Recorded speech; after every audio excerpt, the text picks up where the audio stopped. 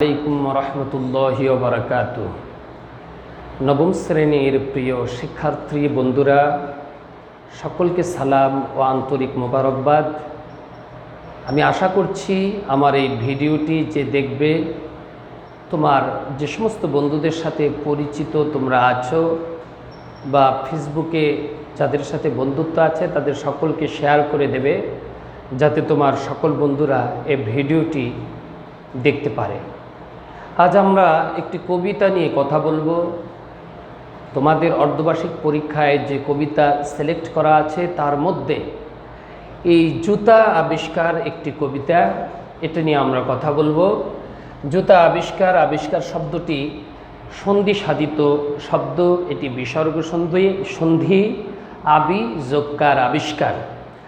প্রিয় বন্ধুরা, কবিতাটি লিখেছেন বিশ্বকবি রবীন্দ্রনাথ ঠাকুর। তিনি বাংলা সাহিত্যের এমন কোনো অঙ্গ নেই যেখানে তার পদচারণা হয়নি। বাংলা সাহিত্যের সব অংশেই তিনি লিখেছেন, বলেছেন, গেয়েছেন, সব শাখায় তার পদচারণা আছে।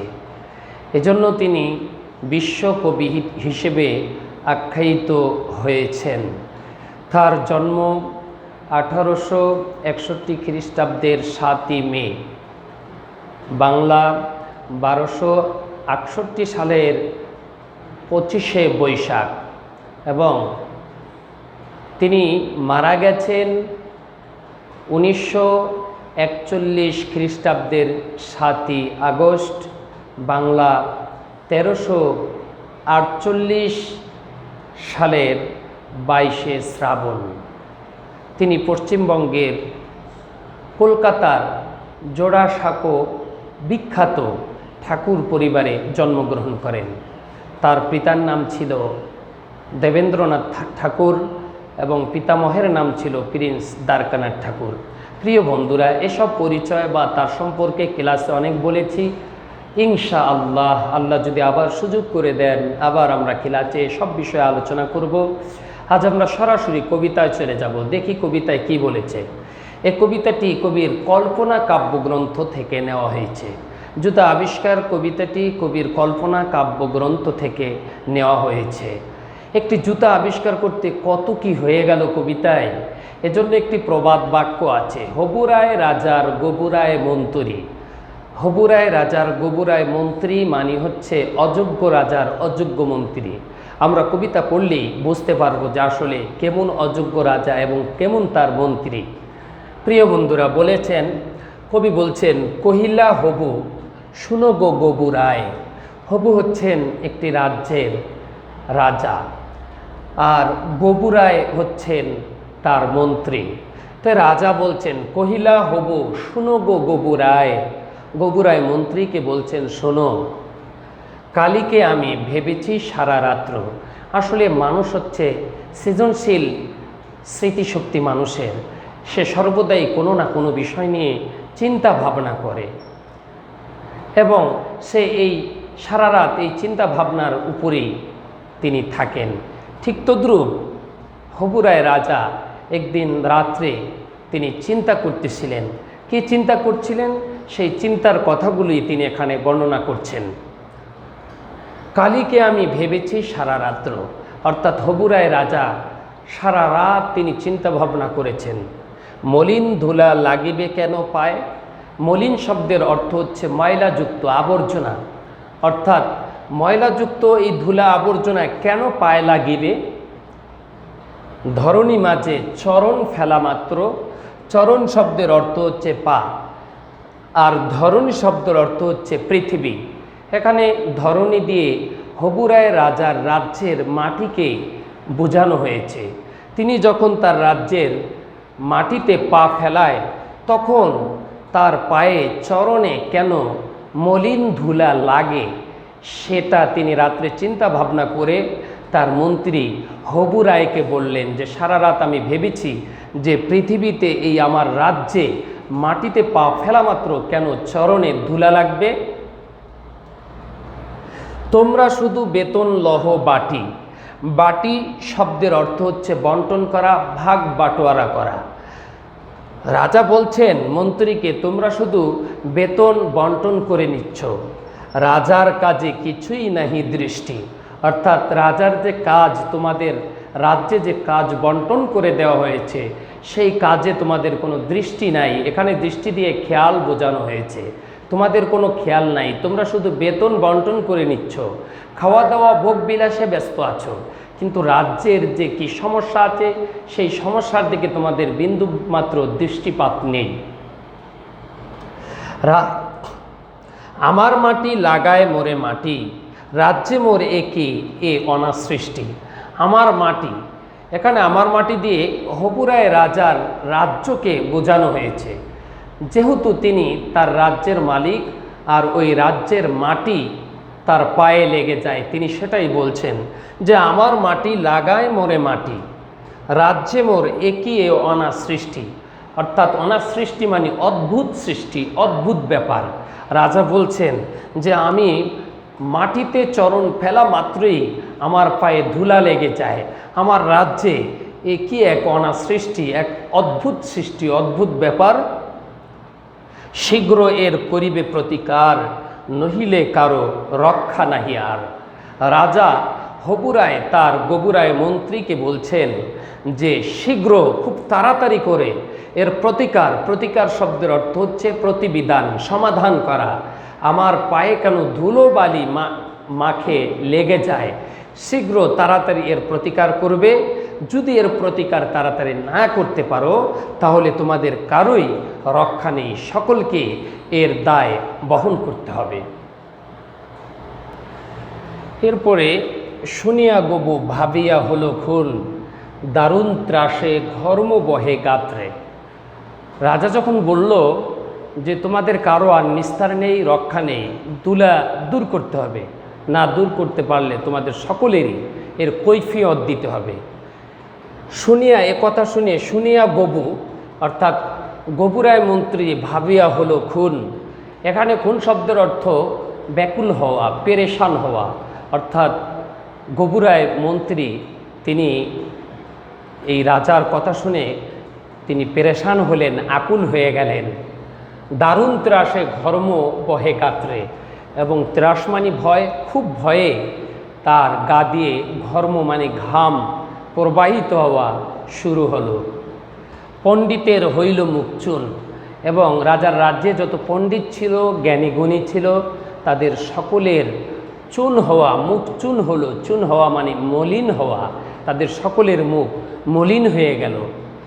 পাত্রদের নিদ্রা নাহি রাত্রে, অর্থাৎ রাজ্যের যত লোক আছে, সবার যত সদস্য আছে, রাজার স্ত্রী কন্যা মন্ত্রী, সকলের রাত্রে আর ঘুম রইল না রাজার কথা শুনে। রান্নাঘরে নাহিকো চড়ে হাড়ি, কান্নাকাটি পড়িল বাড়ি মধ্যে। রাজার ঘোষণা শুনে রান্নাঘরের রান্না বাড়া সব বন্ধ হয়ে গেল, এবং রাজ্যের মধ্যে একটি কান্নাকাটির রোল পড়ে গেল। প্রতি বাড়িতে বাড়িতে কান্নাকাটি শুরু হয়ে গেল। অশ্রু জলে ভাসায়া পাকা দাড়ি, অর্থাৎ গবুরায় মন্ত্রীর দাড়ি ছিল পাকা, বড় বড় দাড়ি, সে ভয়ে ঘামে তার দাড়ি ভিজে গেল। সে অশ্রু জলে, চোখের পানিতে ভাসায়ে পাকা দাড়ি, কহিলা গবু হবুর পাদপদ্মে। অর্থাৎ গবুরায় মন্ত্রী হবু রাজার পায়ের কাছে গিয়ে বলতেছে, যদি না ধুলা লাগিবে তব পায়ে। রাজামশাই, যদি তোমার পায়ে ধুলা না লাগে, তব মানে তোমার পায়ে যদি ধুলো বালু না লাগে, পায়ের ধুলা পাইব কি উপায়ে? তবে আমরা কিভাবে তোমার পা থেকে ধুলো মাথায় নিব? অর্থাৎ আমরা সমাজে অনেক সময় বলি বড়দের পায়ের ধুলো মাথায় নিতে হয়, ঠিক রাজাকে একটু অন্যভাবে বোঝানোর জন্য আমরা যেমন বলি একটু আলু দেওয়ার জন্যে, রাজাকে একটু ফুলানোর জন্য বললেন। গবুরায় মন্ত্রী বলল যে রাজা, আপনার পায়ে যদি ধুলো বালু না লাগে তবে আমরা কিভাবে আপনার পায়ে থেকে ধুলো বালু মাথায় নেব, আমাদের গায়ে মাখব? শুনিয়া রাজা ভাবিল দুলি দুলি, কহিল শেষে কথাটা বটে সত্য। গবুরায় মন্ত্রীর এ কথা শুনে রাজা দুলি দুলে বললেন যে হ্যাঁ, তুমি যে কথাটা বলছো আসলে কথাটা তবে সত্য, খুবই সত্য। তবে পরবর্তীতে কি বলেছে আমরা একটু দেখি। বন্ধুরা, কিন্তু আগে বিদায় করো ধুলি, ভাবিও পরে পদ ধুলির তত্ত্ব। রাজা দুলি দুলি বললেন যে তোমার কথাটা সত্য বটে, কিন্তু তুমি আগে এই ধুলো বালু এগুলো বিদায় করো। তুমি পরে পায়ের যে ধুলোর প্রয়োজন সেই তত্ত্ব তুমি পরে আবিষ্কার করো, সে তত্ত্ব নিয়ে তুমি পরে চিন্তা ভাবনা করো। ধুলা অভাবে না পেলে পদ ধুলা, তোমরা সবে মাহিনা খাও মিথ্যে। এবার রাজা বলছেন যে ধুলা অভাবে যদি পায়ে ধুলা না লাগে তবে তোমরা মিথ্যে বেতন খাচ্ছ। কেন ধুলা অভাবে পায়ে ধুলা লাগবে না? তাহলে রাজ্যে এত লোক, এত বেতন আমি দিচ্ছি, কি জন্য তোমরা অযথা মিথ্যে বেতন খাচ্ছ?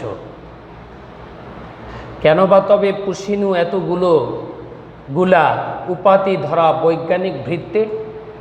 এবার রাজা বলছেন যে তবে কি জন্য আমি পোষণ করছি, লালন পালন করছি। পুষিনু শব্দের অর্থ হচ্ছে লালন পালন করা, পোষণ করা।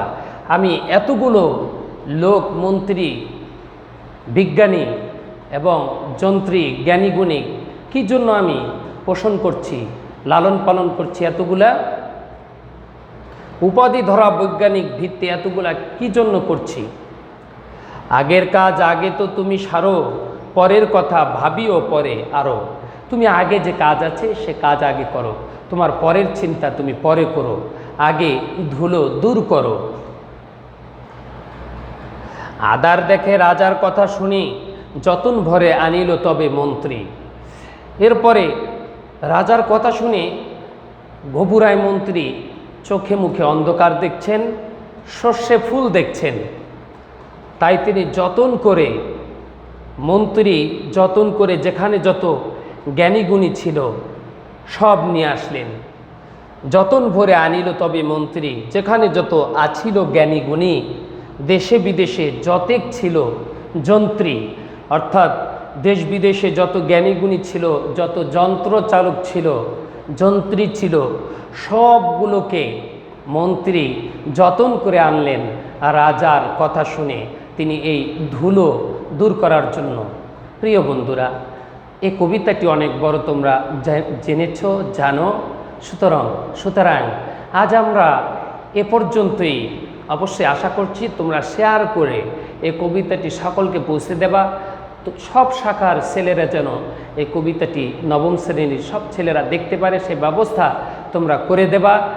তোমাদের কল্যাণ হোক এটাই আশা করছি। বাকিটা আমি ইনশাল্লাহ আল্লাহ যদি তৌফিক দান করেন তো আবার দেব। অবশ্যই পরিষ্কার পরিচ্ছন্ন থাকবা, সতর্ক থাকবা, ইবাদত বন্দিগির ভিতরে থাকবা, লেখাপড়ার মাঝে থাকবা। তোমাদের ভবিষ্যৎ কল্যাণ কামনা করে এখানেই রাখছি। আসসালামু আলাইকুম রহমতুল্লাহ বারাকাতুহু।